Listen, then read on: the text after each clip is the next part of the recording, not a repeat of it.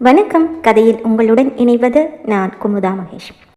Suji விக்ரமை Impress செய்ய வேண்டும் என்று நினைத்து செய்த எக் பாஸ்தா சமையல் சொதப்பிவிட முகத்தை தொங்க போட்டுக்கொண்டு அவள் ஆர்டர் செய்த உணவு வந்ததும் அதை வாங்கி கொண்டு மாடிக்கு அவள் அறைக்கு சென்று விட்டாள்.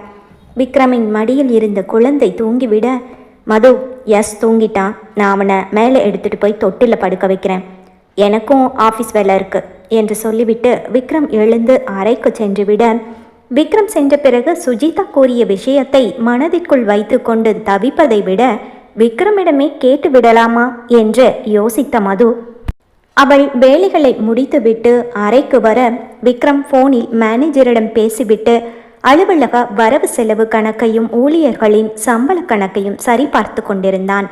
அவன் ஏதோ முக்கியமான வேலை செய்கிறான், இப்போது அவனை தொந்தரவு செய்வது சரியல்ல என்று நினைத்து அமைதியாக உட்கார்ந்திருந்தாள் மது.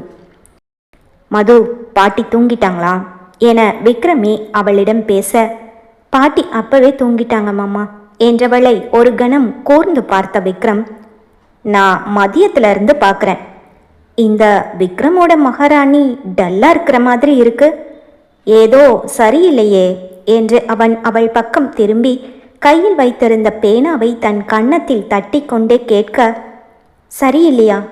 இல்லை மாமா, அப்படியெல்லாம் ஒன்றும் இல்லை, நான் நல்லா தான் இருக்கேன் என்று அவள் சொல்ல, சரி விடு, என்கிட்ட சொல்லக்கூடாதுன்னா வேண்டாம் என்று சொல்லிவிட்டு அவன் மீண்டும் தன் வேலையில் கவனத்தை செலுத்த, மாமா நான் உங்ககிட்ட ஒன்று கேட்கவா என்றாள் மது. கேளு, என்ன கேட்கணும்? நீ என்ன கேட்டாலும் இந்த மாமா கொடுக்க ரெடி என்று அவளை பார்த்து கண்ணடிக்க, ஐயோ அதில்ல மாமா, சுஜிதா உங்க ஃப்ரெண்டு தானே என்றாள். ஆமா, இப்போ அவளை பத்தி எதுக்கு என்றான் விக்ரம். இல்லை மாமா, ஃப்ரெண்டுன்னா எப்படி? ஸ்கூல் ஃப்ரெண்டா, காலேஜில் ஃப்ரெண்டா? அவங்களும் நீங்களும் எங்க எப்படி சந்திச்சிங்க? மது வரிசையாக கேள்வி கேட்க விக்ரமின் முகம் மாறியது. சமாளித்து கொண்டு புன்னகைத்தவன் அவன் கையில் வைத்திருந்த பேப்பரையும் பேனாவையும் கீழே வைத்துவிட்டு, ஏன் பொண்டாட்டி எப்போ சிஐடி சகுந்தலாவா மாறினா என்று கேட்டுக்கொண்டே விக்ரம் மதுவின் கன்னத்தோடு கன்னம் உரசி அவள் கழுத்தில் முத்தமிட, அவனிடமிருந்து விலகி உட்கார்ந்தவள், மாமா பேச்ச மாத்தாதீங்க, நான் கேட்டதுக்கு நீங்க முதல்ல பதில் சொல்லுங்க என்றாள் சற்று அதிகார தோரணையில். பாருடா, அம்மாவும் அப்பாவும் இல்லைன்னு என்னை மிரட்ட வேற செய்யறியா என்று அவன் சொல்ல, சொல்லுங்க, அவங்கள எங்க பார்த்தீங்க? விடவில்லை மது. நான் சுஜிதாவை எங்க சந்திச்சேன் என்று மதுவின் முன்னால் பொய்யாக யோசித்தவன், எனக்கு சரியா ஞாபகம் வரமாட்டேங்குது, நான் அவளை எங்க சந்திச்சேங்கிறது இப்ப ரொம்ப முக்கியமா என்று மதுவை பார்த்து விக்ரம் கேட்க, சரி பரவாயில்ல விடுங்க மாமா, நீங்கள் உங்கள் ஃப்ரெண்டு பரணியை எங்கே சந்திச்சிங்கன்னு உங்களுக்கு ஞாபகம் இருக்கா என்று மது கேட்க, ஓ பரணியா, அது எப்படி மறக்க முடியும்? நான் 5ஆம் கிளாஸ் படிக்கும்போது என்னை அப்பா தான் காலையில் ஸ்கூலில் விட்டுட்டு திரும்பவும் சாயங்காலம் வந்து கூட்டிகிட்டு போவார். அப்படி ஒரு நாள் சாயங்காலம் பயங்கரமான மழை, அப்பா வருவாருன்னு நான் ரொம்ப நேரம் வெயிட் பண்ணி பார்த்துட்டு அப்பா வரலைன்னு நானே வீட்டுக்கு நடந்து போக ஆரம்பித்தேன். மழை வேகமாக வர ஆரம்பிச்சிருச்சு. திடீர்னு ரோட்டில் நடந்து போயிட்டு இருந்தேன், என் மேலே மழை நீர் விழலை. என்னடான்னு பார்த்தா பரணி அவனோட சேர்த்து எனக்கும் கொடைப்பிடிச்சிட்டு என்னோட சேர்ந்து நடந்து வந்துட்டு இருந்தான். அவன் அப்போ தான் எங்கள் ஸ்கூலுக்கு நியூ கம்மர். அவனும் 5th ஸ்டாண்டர்டு தான், ஆனால் வேறு செக்ஷன். அப்போ இருந்து எங்கள் ஃப்ரெண்ட்ஷிப் ஸ்டார்ட் ஆச்சு. அதுக்கப்புறம் நெக்ஸ்ட் இயர்லேருந்து 2 பேரும் வேறு வேறு செக்ஷன் போனாலும் டீச்சர்கிட்ட போய் கையில் காலில் விழுந்து ஒரே செக்ஷனுக்கு மாறிடுவோம். அதுக்கப்புறம் 10வது முடித்த உடனே அவன் குடும்பத்தோட சென்னைக்கு போயிட்டான்.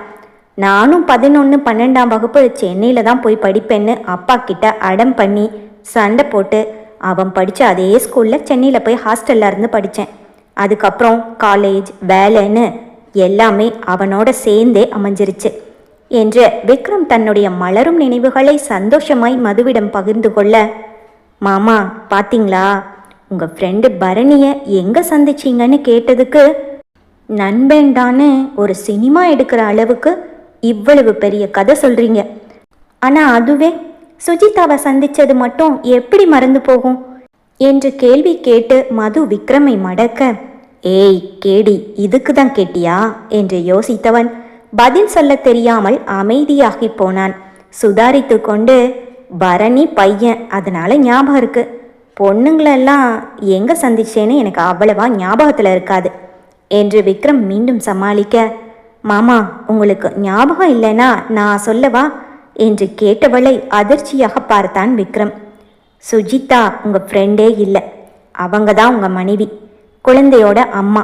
நான் சொல்றது சரிதானே என்று அவள் விக்ரமை பார்த்து கேட்க, பதில் ஏதும் சொல்ல முடியாமல் மதுவையே இன்னும் அதிர்ச்சி குறையாமல் பார்த்து கொண்டிருந்தான் விக்ரம். என்ன மாமா அப்படி பார்க்குறீங்க? இவளுக்கு எப்படி உண்மை தெரிஞ்சுதுன்னு நினைக்கிறீங்களா?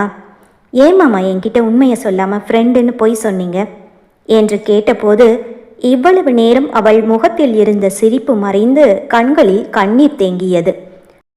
மது, இந்த விஷயம் உனக்கு எப்படி தெரியும் என்று அவள் கைகளை ஆதரவாக பிடித்து கொண்டு அவள் பக்கத்தில் நகர்ந்து உட்கார்ந்தான் விக்ரம். எனக்கு எப்படியோ தெரிஞ்சுது.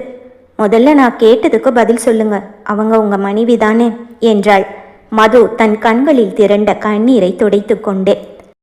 அவ எப்படி என்னோட மனைவியாக முடியும்? நீதான் மது என்னோட மனைவி, விக்ரம் உணர்ச்சி ததும்ப பேசினான். ஆனால் அவங்க என்கிட்ட சொன்னாங்களே மாமா, நான் விக்ரமோட மனைவி, குழந்தையோட அம்மா அப்படின்னு என்று மது சொல்ல, என்ன சொல்கிற மது? அவன் உன்கிட்ட வந்து என்னோட மனைவின்னு சொன்னாளா? எப்போ சொன்னா என்று விக்ரம் கேட்க, அவனிடம் சுஜி குழந்தைக்கு புது ட்ரெஸ் வாங்கி வந்ததிலிருந்து அவள் நடந்து கொண்டதை விக்ரமிடம் கூறினாள் மது. விக்ரமின் முகம் கோபத்தில் சிவந்தது. என்ன தைரியத்தில் அவ என்னோட மனைவின்னு உன்கிட்ட வந்து சொல்லியிருக்கா? நான் அவ கழுத்தில் தாலி கட்டினேனா இல்லை அவ கூட குடும்பம் தான் நடத்தினேனா? 2 பேரும் ஒரே வீட்டில் இருந்தோம், அவ்வளவுதான். கல்யாணத்துக்கு முன்னாடி வேற ஒரு பொண்ணை லவ் பண்ணியிருந்தா கூட மனசார அவளை விரும்பினேன்னு சொல்லலாம். ஆனால் இந்த உறவு அப்படி கூட இல்லை. அவ என்னைக்காவது மனசு மாறி என் மனைவியா நடந்துக்குவான்னு நான் நினைச்சது என்னவோ உண்மைதான்.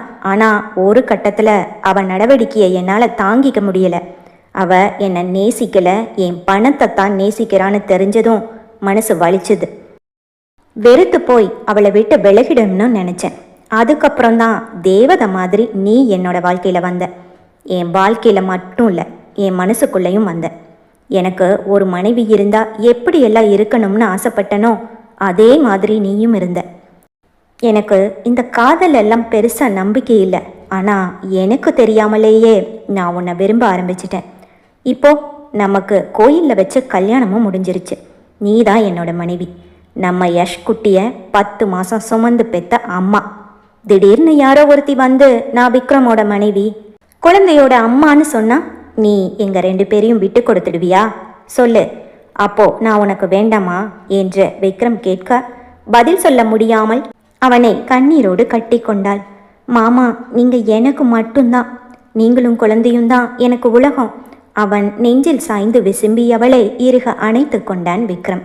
நிமிர்ந்து அவன் முகம் பார்த்தவள், நீங்களும் குழந்தையும் இல்லைன்னா நான் செத்துடுவேன் மாமா என்றதும், ஏய் லூசு என்று அவள் வாயை பொத்திய விக்ரம் சுஜிதா மதுவிடம் நடந்து கொண்டதை நினைத்து, என்கிட்டயே உன் வேலையை காட்டிட்டல்ல, நீ சொன்ன 2 நாள் முடிஞ்ச அடுத்த செகண்டே உன்னை கழுத்தை பிடிச்சு வெளியே தள்ளுறேண்டி என்று உள்ளுக்குள் கர்ஜித்தான்.